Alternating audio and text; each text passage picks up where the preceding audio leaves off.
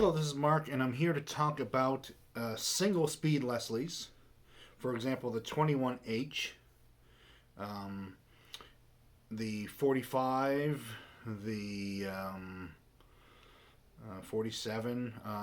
There were the original 25. There's a bunch of Leslies out there. The earliest Leslies would spin or not spin. Those were the choices. Then, somewhere right around let's say 1960, just for fun, they created a secondary speed, a slow speed to the Leslie. So those Leslies were designed to operate at fast and half speed. The way they did this was they had two motors bolted to each other and a solenoid that traveled between it, a slow motor and a fast motor. And you're in the slow spin. It would engage the slow motor, and the speaker would kind of go into it would hit the brakes on the speaker because and when you went into fast, it would grab it and start whipping it around. It's a very unique way to slow down and speed up. That became the Hammond player's best friend. That, just working that margin of slowing down, speeding up, slowing down, speeding up. And so it would slow down with a little extra breakage, and then it would speed up with a little extra torque. Because you had two motors engaging, disengaging. So that creates the typical 122, 147 type of two-speed motor operation. So people see these older cabinets, Model 25, Model 21H, 45, 47, and they say, I think it probably was a 22, I can't remember right now. I think maybe the 21H preceded the 122, but I'm just doing all the top of my head. So, how do we make a single speed Leslie a dual speed Leslie? It's not as easy as you think. So first of all, the first idea that flips into your head and that flipped into the teenage head of mine many years ago was I'll put a dimmer on it. There's also like a variac or certain ways to bring the speed down by ratcheting the voltage down.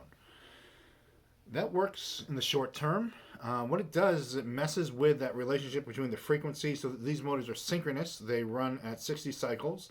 In Europe, they run at 50 cycles, slightly slower, because the frequency and power is different in the different places. So when you cut the voltage, you get this kind of warble out of the speaker because it's not the cycle. Your voltage and your cycles aren't really lining up correctly anymore. Now, theoretically, this can damage your motors, and that's why I have to, as your Leslie professional, have to tell you don't do it. However, I know people who have put dimmers on their Leslies, and they've been using them like that for 20 years, and they haven't caught fire yet. Just letting you know. I say right here, don't do it. But anyways, next up is swapping your motors for later dual speed motors. Now, the dual speed motors throughout the Leslie history, they're all pretty remarkably the same. And all the hanging gear is kind of interchangeable. So you can get the motors off a less desirable Leslie from later on and kind of retrofit it to fit into your like 45, 47, 21H cabinets. There's only one little problem with that, and that's the bottom motor. When they switched to a dual motor on the bottom, they flipped it upside down to make more room for it. So when you put the dual motor on the bottom and have it hanging like it is on the earlier ones, it's really close to the amplifier, and it could swing. And if you really rock the thing, tipped it over or something, you could make it slam hard enough, or perhaps break a tube or something like that. So that's why you got to be cautious with that as well. So if you do that, you just got to make sure your motors are tightened up before you move it, or take some kind of precautions. And in the top, it works exactly the same as it would have otherwise. This is only an issue in the 122 when there's an extra tube down below in the front. The 120, I think the 45 and 47 and 125, there's not that possibility of interacting so much. So this is a way. So as I'm making this, these motors are still cheap. And so this is a way to cheaply do a conversion. So, what about the speed simulators? These things turn the speaker on and off every other second. On, on, on, on. And they make the thing move half as fast around in a circle. But the speaker hasn't, but it doesn't, it does it smoothly because it gets going, it has a little momentum. It just kind of pulses.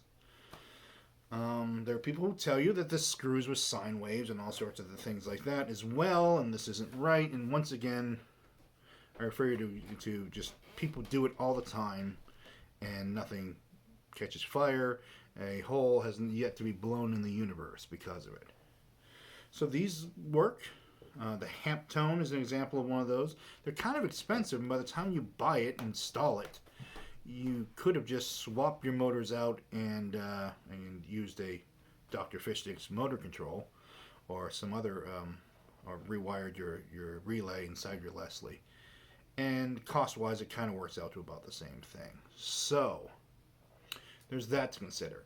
The real thing to consider here is the magnificence of the Leslie slowing down and speeding up. That dual motor action of the solenoid going back and forth between the motors. It acts as a brake when it slows down. It acts, and there's a little extra torque when it goes into that fast mode.